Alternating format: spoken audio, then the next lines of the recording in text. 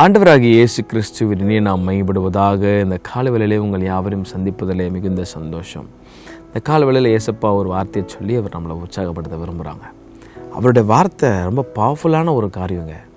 காரணம், அவரே வார்த்தையாக இருக்கிறார். அதனால தான் அவருடைய வார்த்தைக்கு அதிக இம்பார்ட்டன்ஸ் கொடுக்கணும் அப்படின்னு ஒவ்வொரு நாளும் அதை இன்சிஸ்ட் பண்ணிகிட்டே இருக்கிறோம்.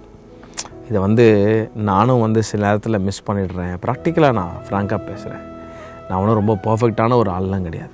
சில நேரத்தில் அநேக நேரத்தில் மிஸ் பண்ணிடுறோம். ஆனால் நான் ஒரு நாளும் ஆண்டவர்கிட்ட கேட்பேன், ஆசை என்னன்னாப்பா, எல்லாத்தையும் மறந்து அந்த பிஸியான வாழ்க்கையை வேணாம் ஆண்டவர், பிஸியாக இருக்கணும், ஆனால் உங்கள் சமூகத்தில் பிஸியாக இருக்கணும்ப்பா அப்படின்னு தான் எனக்கு ஆசை. அதனால் ஒரு நாள் ஜெபம் பண்ணிட்டுருக்கிறேன். ஏசப்பா நம்ம கிருபை தந்து நம்மளை நடத்த வர போதுமானவராக இருக்கிறாங்க. இந்த வார்த்தைக்கு அதிக இம்பார்ட்டன்ஸ் நீங்கள் கொடுக்க வாசிக்க தியானிக்க ஒரு மனுஷனை ரொம்ப அழகாக சேஞ்ச் பண்ணிடும். நான் நிறைய தடவை அதை உணர்ந்துருக்கிறேன்.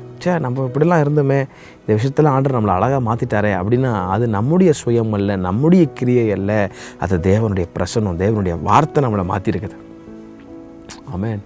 இந்த காலவேளையில் ஏசப்பா ஒரு வார்த்தையை சொல்லி நம்மளை ப்ளஸ் பண்ண விரும்புகிறோம்.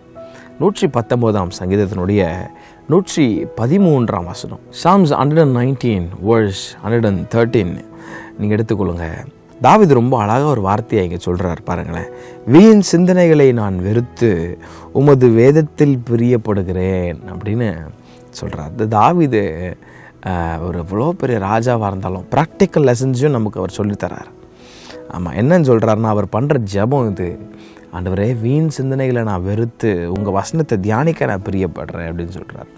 காரணம், இந்த சிந்தை இருக்குதே, இது அப்படியே அலை பாய்ஞ்சிட்டே இருக்குமோ, அதை கரெக்டான ட்ராக்கில் நம்ம கொண்டு வரலாம்னு வச்சுக்கோங்க, அது பயங்கரமாக யோசிக்கும். வீண் சிந்தனை அது நல்லதில்லை அப்படின்னு ஏசப்பா சொல்கிறார். வீண் சிந்தனைகளை நான் வெறுத்து உமது வேதத்தில் நான் பிரியப்படுகிறேன்.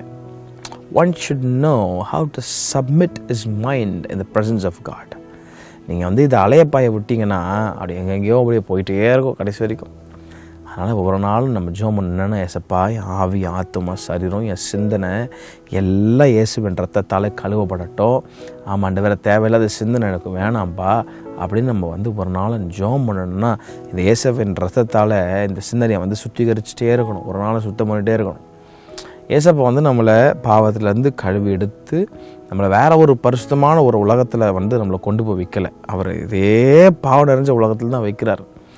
ஆமாம், அந்த தேவ கிருபையும் அதிகமாக தரார். ஒரு பாஸ்டர் எப்படியாச்சும் சொன்னாராம், ஏன்பா உன் தலை மேலே பறவை பறக்கிறத உன்னால் தடுக்க முடியாது, ஆனால் அந்த பறவை உன் தலை மேலே கூடு கட்டுறதை வேணால் உன்னால் தடுக்க முடியும் அப்படின்னு.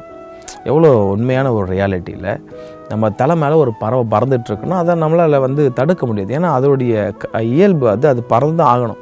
ஆனால் நம்ம தலை மேலே கூடு கட்டும் போது அதை நம்ம பார்த்துட்டு சும்மா இருக்க முடியாதுல்ல. அதே போல் தான் சிந்தனையை நம்ம ரொம்ப சிதற விட்டு அப்படியே அலை பாஞ்சிட்டு நம்ம இருந்தோன்னு சொன்னால், இந்த பொல்லாத பிசாசு அழகாக அவனுடைய விதைகளை விதைச்சிட்டு போயிட்டே இருப்பான். ஆமாம், அதனால தான் ஆண்டவர் சொன்னார், சிந்தனை ரொம்ப முக்கியம், ரொம்ப ஜாக்கிரதை, இது இயேசுவின் ரத்தத்தால் கழுவப்படட்டும். ஆமாம், ஒரு ஸ்திரீயை இச்சையோடு நீ பார்த்தாலே பாவம்னு ஏசப்பா சொல்கிறார். அப்போ தாவீது பாருங்கள் ரொம்ப அழகாக சொல்கிறார், ஆண்டவரே வீண் சிந்தனைகளை நான் வெறுக்கணும். வீண் சிந்தனை நிறைய பேர் பகல் கனவு இருக்கவங்களாம் இருப்பாங்க. ஆமாம், நம்ம நிறைய வாட்டி அப்படி பண்ணியிருப்போம்.